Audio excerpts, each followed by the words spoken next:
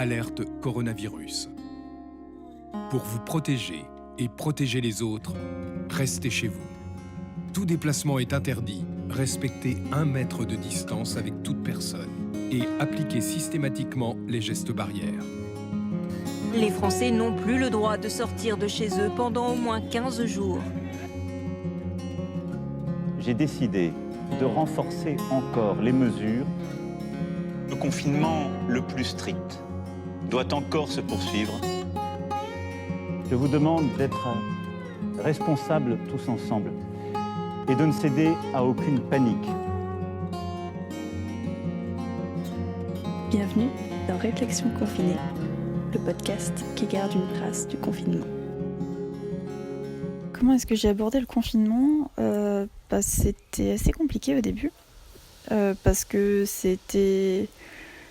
on va dire que je l'ai assez mal encaissé, qu'on m'a un peu forcé à rentrer chez moi alors qu'on m'avait pas posé la question. Et enfin, c'était un peu... non seulement on me dit tu vas être confiné pour un temps indéterminé, tu ne pourras pas sortir comme tu veux, mais en plus de ça, c'était tu seras confiné dans un endroit que tu n'as pas forcément choisi d'être. Et donc déjà, ça a été vraiment très très dur d'assimiler ça, d'être aussi dans le flou par rapport au temps, de ne pas savoir en fait quand est-ce que je pourrais sortir de nouveau normalement. Et ça, c'était à la fois stressant et frustrant parce que je n'avais absolument aucun rapport au temps, j'avais rien à quoi me raccrocher pour tenir, entre guillemets. Donc voilà, c'était un peu le sentiment on m'enlève une certaine liberté, mon autonomie et un peu mes ambitions. Et à cause de ça, avec beaucoup de réflexions personnelles qu'a suivi, j'ai remarqué qu'en fait je m'auto-interdisais encore plus de choses que ce que le confinement imposait, parce que j'avais le sentiment que ouais, faut que je reste dans les clous, donc faut vraiment pas que je sorte de la maison. C'est aussi un peu induit par toutes les activités redondantes qu'il y a eu pendant 2 mois, où ils répètent exactement les mêmes choses, ils nous conditionnent à avoir ce rapport avec ce confinement et le coronavirus, bien sûr, comme quoi c'est dangereux, donc c'était un peu comme une tension, une charge encore plus forte qui m'oppressait. Et donc après ça m'a amené quand même à réfléchir un peu sur moi-même. J'ai passé le plus clair de mon temps au début du confinement à on va dire ruminer, à être un peu enfermée comme dans une sorte de bulle de solitude, de noirceur extrême, en mode j'ai plus rien à faire, enfin je suis vraiment je suis confinée, donc je me sentais comme dans une boîte, enfermée, et il n'y avait pas de lumière, et donc je ressassais des idées qui n'étaient pas forcément toujours très constructives. Je tournais en rond sur ce que je fais, ce que je devrais faire, sur mon existence, enfin, vraiment des trucs parfois complètement j'ai pas envie de dire inutiles, parce que ça a été bénéfique derrière, mais c'était pas forcément des réflexions qui étaient toujours très constructives, qui me mettaient pas le moral dans la lumière, on va dire. Enfin, pas toujours très, très positivement. Et le moral était un peu dans les bottes.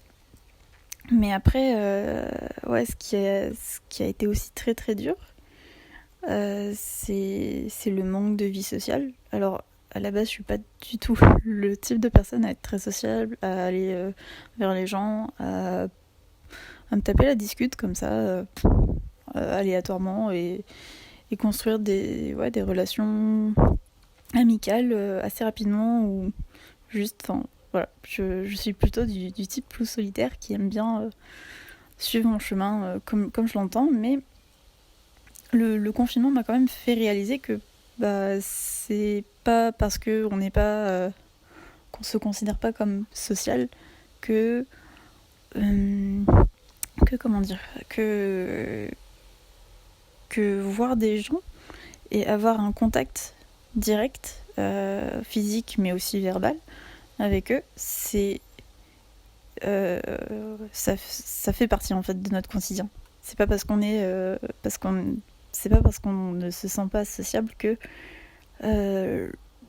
cette cette relation avec les autres ne fait pas partie de nous quand même et ne fait pas partie de notre vie, parce que mine de rien ça nous aide à nous construire et à échanger, parce que j'ai envie de dire que un peu le sens de notre quotidien passe principalement par la communication.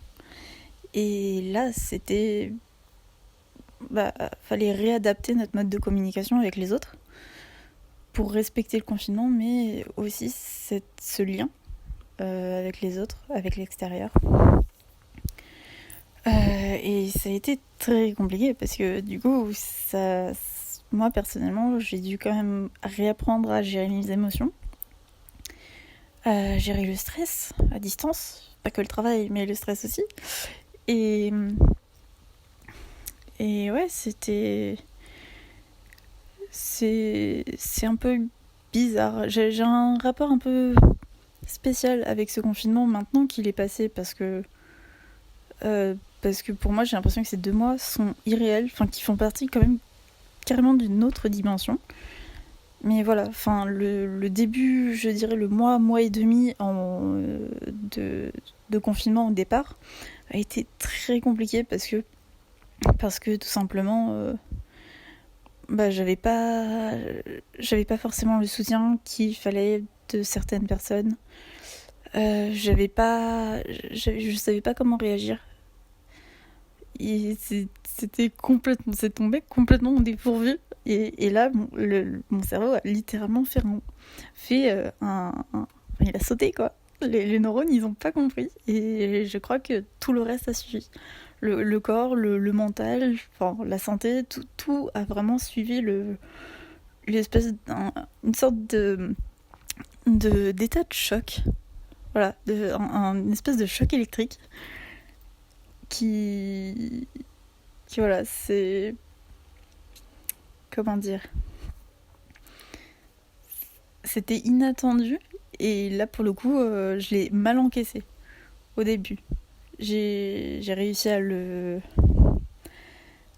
mieux l'appréhender derrière, mais c'était tellement brutal comment c'est tombé que je l'ai mal... C'est comme si j'avais sauté et que je m'étais très mal réatterri derrière. Mais oui, principalement, c'est cette idée de... Je n'ai plus de liberté. Je n'ai plus... je m'auto-enferme moi-même. J'ai un confinement où je suis cloîtrée chez moi, mais en plus, intérieurement, je me renferme sur moi-même pour réfléchir à des choses qui ne sont pas forcément très, très positives. Ce qui m'a fait couler encore plus. Et puis toute cette idée de... Je suis entourée de gens, parce que j'ai passé le confinement avec ma famille, mais c'était pas forcément le cadre que j'aurais souhaité. Et à cause de ça, j'ai fait une fixette dessus, et j'ai pas réussi à bien le vivre, entre guillemets, au début. Mais c'est vrai que il y a plein de facteurs qui ont fait que c'était très compliqué à gérer, parce que je me suis retrouvée avec... c'est comme en cours, en fait, où on commence le lundi, et là, les 3 premières heures de cours, on a 3 nouveaux devoirs et plein de devoirs à la maison à faire. Enfin, il y a toute une charge de choses qui me sont tombées dessus, mais pas habituelles, enfin, pas des choses concrètes, justement. Et c'était plus des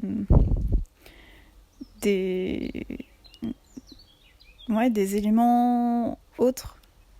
Je sais pas comment le dire, mais voilà, c'est un gros tas de pression qui m'est tombé sur les épaules d'un coup. Et Et ça a été un vrai choc.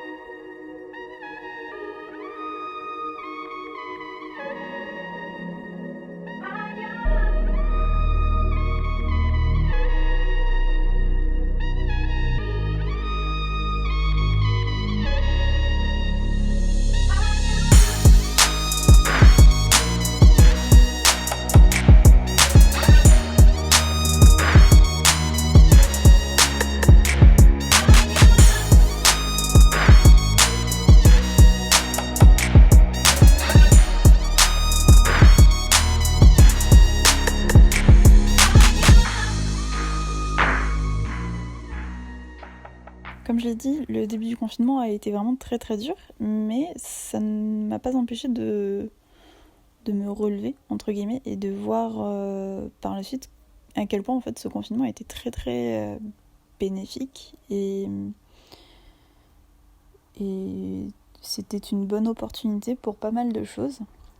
Et la première, je dirais que c'était pour un peu renouer avec ma famille, que je ne vois plus tant que ça en fait finalement. Depuis que j'ai emménagé à Angoulême, c'est devenu des occasions plus rares de les voir, de revoir toute ma famille, enfin donc mon frère, ma sœur et mes 2 parents tous réunis ensemble. Et donc ça a été dur au début parce que j'étais encore une fois enfermée dans une bulle dans mon côté à ruminer des idées noires, mais d'un autre côté quand j'ai réussi à passer outre cette petite partie-là, ça a été très agréable parce que ça nous a permis de passer du temps ensemble, sachant que comme l'année prochaine en plus je vais probablement quitter le territoire, c'est un peu une méga occasion en fait pour nous 5 d'avoir pu passer dans ce cas-là 2 mois entiers ensemble et de prendre le temps de refaire des choses avec tout le monde, donc de jouer, de manger ensemble, de discuter, c'était très animé. Donc je pense que c'est un des premiers points vraiment qui était sympa du confinement. Après, c'est sûr que ça m'a aussi permis d'apprendre à voir les choses autrement, on va dire, sous un autre angle. Pour le coup, un angle que je pense que je n'aurais jamais vu s'il n'y avait pas eu le confinement. Déjà, en changeant mon mode de relation, j'ai beaucoup appris sur certaines personnes dans mes relations. J'en ai appris énormément sur moi, sur mon copain, sur en fait des caractères que je ne connaissais pas et que je ne m'attendais pas du tout à devoir gérer derrière. Et du coup, c'est vrai que ça a été très, très bénéfique, en fait, finalement, de découvrir cette petite facette. Autant sur la personne que sur moi, autant bien qu'en mal, entre guillemets. Parce que c'est ce qui, j'ai envie de dire, c'est ce qui permet d'avancer et d'évoluer derrière, parce que sans faire de nouvelles expériences et sans changer de point de vue, de mon point de vue, je vois difficilement comment est-ce qu'on peut évoluer, autant mentalement que physiquement. Enfin, comment est-ce qu'on peut créer de nouvelles relations si on n'évolue jamais? Comment est-ce qu'on peut avancer dans la vie si on ne fait pas de nouvelles expériences? Enfin, de vivre, on va dire, en dehors de la monotonie. Et là, pour le coup, le confinement, c'était tellement hors du commun que ça a amené énormément de choses, et notamment celle-là. D'apprendre à gérer mes émotions, mais les émotions aussi des autres. D'encaisser les choses différemment. Et ouais, d'essayer de trouver un côté positif vraiment à tout. Et même si ça va très mal, il y a toujours un truc derrière qui fait que ça se passe bien finalement. Et du coup, je pense que là, pour le coup, le confinement était un excellent exercice sur cette recherche de positive attitude. Et donc, ça a été un sacré travail aussi parce que ça m'a permis aussi de rencontrer des gens via des contacts que j'avais déjà et réapprendre à sociabiliser, mais d'une autre manière, donc via réseaux sociaux ou par des groupes. Par exemple, j'ai pris le temps de faire du sport, de reprendre du sport, mais je ne connaissais qu'une seule personne sur tout le groupe. Et c'était une chose vraiment très simple. Et pourtant, ça m'a fait vraiment beaucoup de bien. Autant parce que c'était quelque chose que je faisais collectivement avec d'autres personnes qui étaient motivantes. Et aussi parce que le sport, ça me permettait de me détacher un peu de la réalité, si je peux le dire comme ça, de mon quotidien et de toutes mes mauvaises pensées. En fait, ça me permettait vraiment de mettre un mur ou même de juste passer outre. Enfin, faut dire après que j'étais un peu dans l'optique de waouh, j'en chie beaucoup à ce moment-là en train de faire du sport, donc finalement je suis que concentrée là-dessus et à la fin de la séance, enfin, c'était comme un poids qui était vraiment soulevé, et ça, je sais que c'est un truc que j'aurais pas forcément pu découvrir en dehors du cadre du confinement, parce que c'était vraiment, enfin, c'était complètement improbable de ma part de rejoindre déjà un groupe de sport à distance. Et alors, de base, le sport me fait beaucoup de bien en temps général, mais là, au plus bas où j'étais, j'ai vraiment compris la valeur, on va dire, de cette activité. Et c'est une chose vraiment toute simple. Et si je peux même aller un peu plus loin, c'est vraiment que au-delà du sport, j'ai vraiment réappris à apprécier les petites choses de la vie, entre guillemets.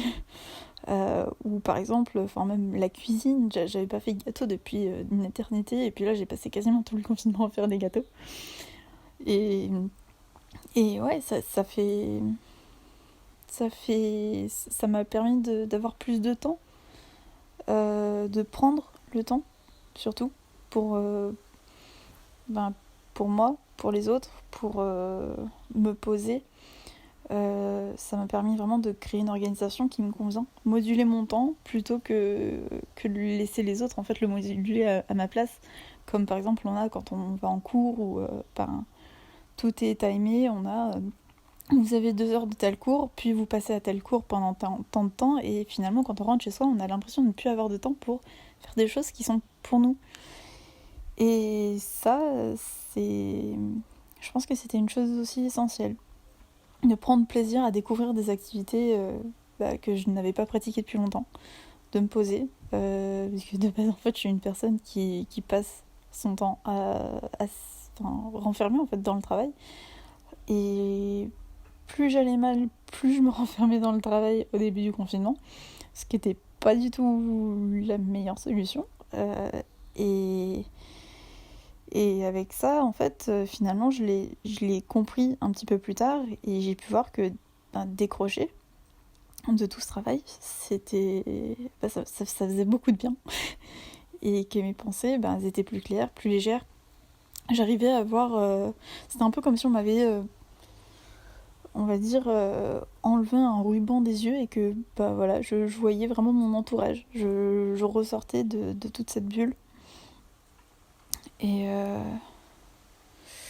ouais, enfin ça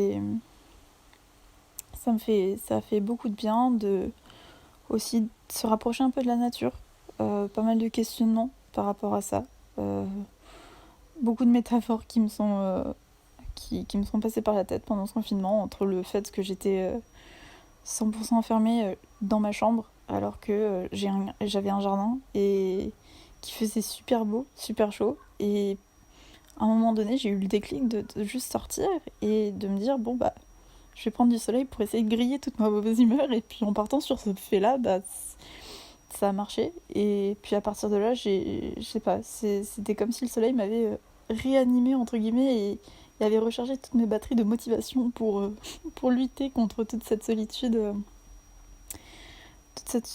et ce renfermement dans une zone donnée. Ça a été une période de montagne russe. Je qualifierais ce confinement de montagne russe. Voilà. Il y a des périodes très hautes et il y a des périodes très basses. Et c'était des périodes vraiment remplies de réflexion sur autant mon rapport à l'autre. Est-ce que je peux me rendre utile pendant ce confinement alors que je ne vois pas grand monde ? Est-ce que la distance peut affecter un couple ? J'en ai trouvé la réponse.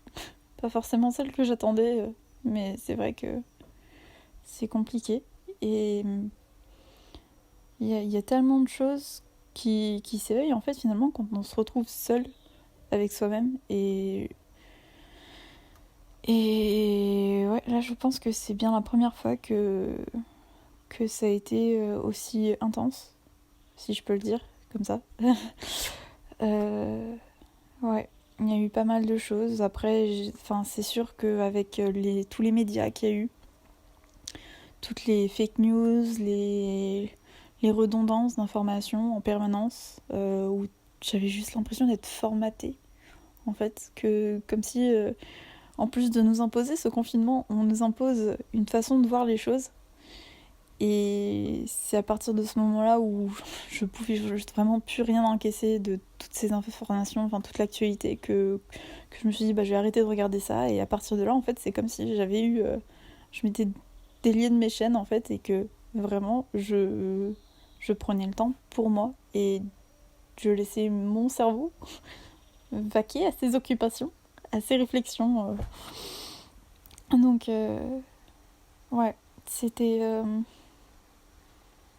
c'est peut-être encore après, parce que je sais pas s'il y a une deuxième vague qui va venir et un deuxième confinement, mais c'est vrai que ça a été un peu comme une aventure, un grand parcours, mais un parcours plein d'énigmes qui est juste posé là, et